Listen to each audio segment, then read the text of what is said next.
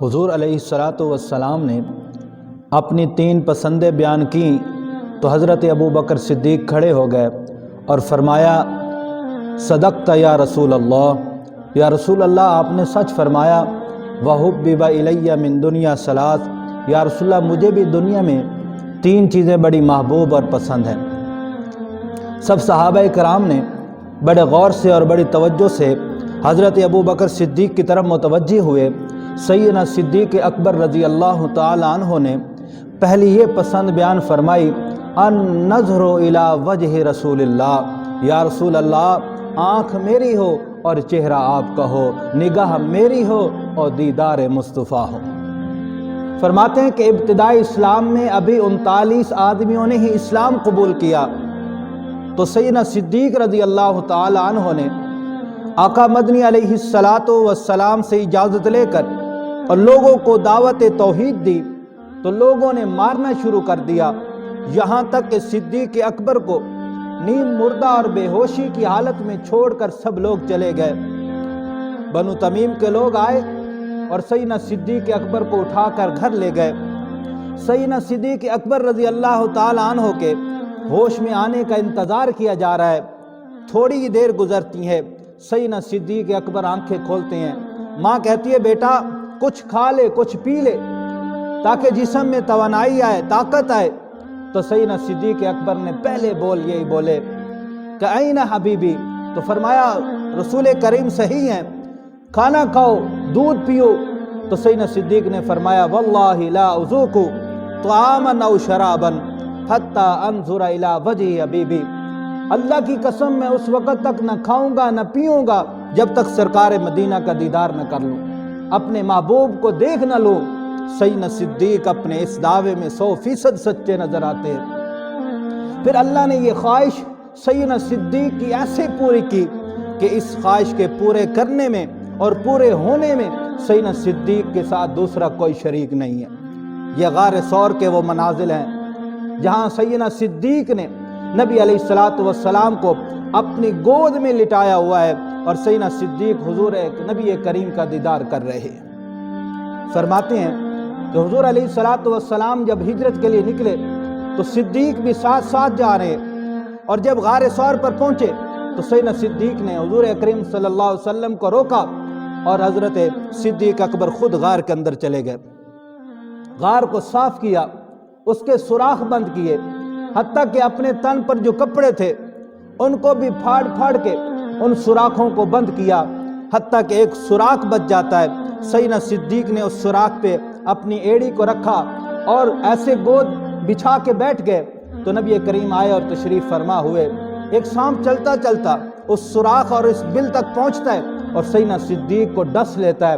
سیدنا صدیق کو جب سانپ نے ڈسا اور اس کی جب زہر پہنچی اور درد اور تکلیف محسوس ہوئی تو سیدنا صدیق کی آنکھوں سے آنسو جاری ہو گئے، اور یہ آنسو سیدھے نبی علیہ السلام کے چہرے پر گرتے ہیں، اور سیدنا صدیق کے چہرے کے آنسو کی ٹھنڈک کی وجہ سے نبی کریم صلی اللہ علیہ وسلم بیدار ہوتے ہیں، پوچھتے ہیں صدیق کیوں رو رہے ہیں؟ تو صدیق نے فرمایا یا رسول اللہ کسی زہریلی چیز نے مجھے ڈس لیا ہے، اور آقا مدنی کریم نے وہاں صدیق کے اس ایڑی پر اپنا لعاب دہن لگایا، اور سیدنا صدیق کی وہ تکلیف بالکل رفع ہو گئی، ختم ہو گئی۔ وکری ہر رفیق تو رفاقت صدیق دی، مشہور ہے جہاں تے صداقت صدیق دی، جھولی دے وچ لے کے چہرہ حضور دا ویکھدا ہے صدیق، وکری ہے کاریاں تو تلاوت صدیق دی۔ پھر فرماتے ہیں میری دوسری خواہش اور پسند یہ ہے وَإِنفَاقُ مَالِي عَلَى رَسُولِ اللَّهِ، یا رسول اللہ مال میرا ہو اور خرچ آپ کے حکم پر ہو۔ قرآن میں آتا ہے وَسَيُجَنَّبُهَا الْأَتْقَى الَّذِي يُؤْتِي مَالَهُ يَتَزَكَّى وَمَا لِأَحَدٍ عِندَهُ مِن نِعْمَةٍ تُجْزَى إِلَّا ابْتِغَاءَ وَجْهِ رَبِّهِ الْأَعْلَى وَلَسَوْفَ يَرْضَىٰ، کہ سیدنا صدیق نے جو کچھ بھی اللہ کی راہ میں اور نبی کریم صلی اللہ علیہ وسلم کے حکم پر لوٹایا ہے وہ کسی احسان کے لیے نہیں لوٹایا، محض اللہ کی رضا کے لیے لوٹایا۔ سیدنا صدیق نے سیدنا بلال کو خریدا اور آزاد کیا اللہ کی رضا کے لیے۔ پھر سیدنا صدیق نے بلال کا ریٹ لگایا، اس کے مالک سے خریدنے کی بات کی، فرمایا بلال کی قیمت منہ مانگی لے لے، میرا فلاں غلام جو گورا ہے سفید رنگ کا ہے وہ دے دے، اور یہ حبشی مجھے دے دے، وہ ذہین فتین لے لے اور یہ مجھے بلال دے دے، اور منہ منگی قیمت بھی لے لے۔ سیدنا صدیق رضی اللہ تعالی عنہ نے جب یہ بات کہی تو امیہ کہتا ہے مجھے منظور ہے، بلال کو لیا اور اپنا غلام اس کے حوالے کیا۔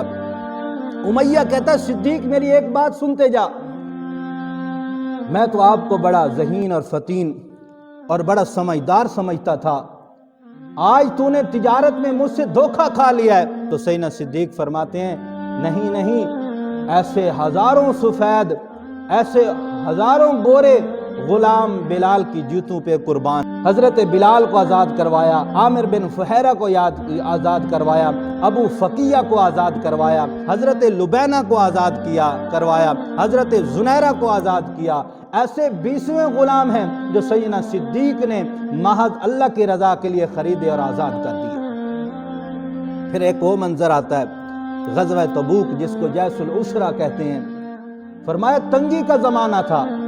آج حضرت عمر کہتے ہیں میرے پاس مال ہے، دولت ہے، آج میں صدیق سے نمبر لے جاؤں گا، صدیق سے بڑھ جاؤں گا۔ تو حضرت عمر فاروق رضی اللہ تعالیٰ عنہ گھر جاتے ہیں، آدھا مال ایک جگہ رکھتے ہیں اور آدھا مال دوسری جگہ تقسیم کر کے حضور کے دربار میں لے آتے ہیں، آدھا مال گھر کے لیے، آدھا مال حضور کے لیے لے کر آ جاتے ہیں۔ حضور نبی کریم پوچھتے ہیں عمر کیا لے کر آیا؟ فرمایا یا رسول اللہ آدھا ادھر لے آیا ہوں، آدھا گھر والوں کے لیے رکھ دیا ہے۔ تھوڑی دیر گزرتی ہے تو ابو بکر صدیق آ رہے ہیں، حضور علیہ السلام کے در اقدس پر اپنا مال اور اپنا سامان رکھتے ہیں۔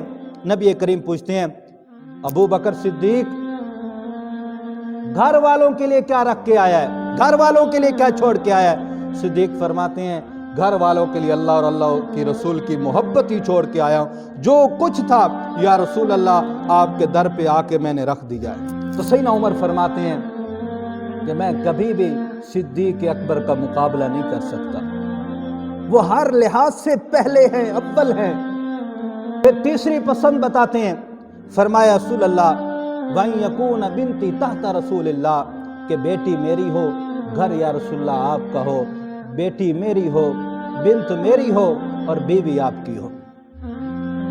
تو اللہ تعالیٰ نے سیدنا صدیق کی یہ خواہش بھی ایسے پوری فرمائی تو عائشہ تو صدیقہ جیسی بیٹی عطا فرمائی جس کو ام المومنین کا خطاب ملا ہے۔ تو حضرت نبی کریم صلی اللہ علیہ وسلم کے ساتھ سیدہ عائشہ تو صدیقہ کا نکاح کر دیا جاتا ہے، اور سیدہ عائشہ تو صدیقہ جب نبی کریم صلی اللہ علیہ وسلم کے گھر تشریف فرما ہوتے ہیں تو نبی کریم بھی باقی تمام ازواج سے سب سے زیادہ محبت کرتے ہیں تو عائشہ تو صدیقہ سے کرتے ہیں۔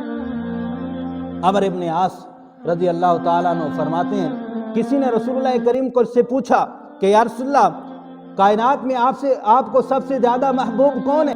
مجھے عائشہ محبوب ہے۔ فرمایا مردوں میں کون زیادہ محبوب ہے؟ فرمایا ابوہا کہ مجھے عائشہ کے باپ سیدنا صدیق اکبر سب سے زیادہ محبوب ہے۔ معین محمد، کرین محمد، یسار محمد، یمین محمد، امان محمد، امین محمد، ابو بکر صدیق دین محمد۔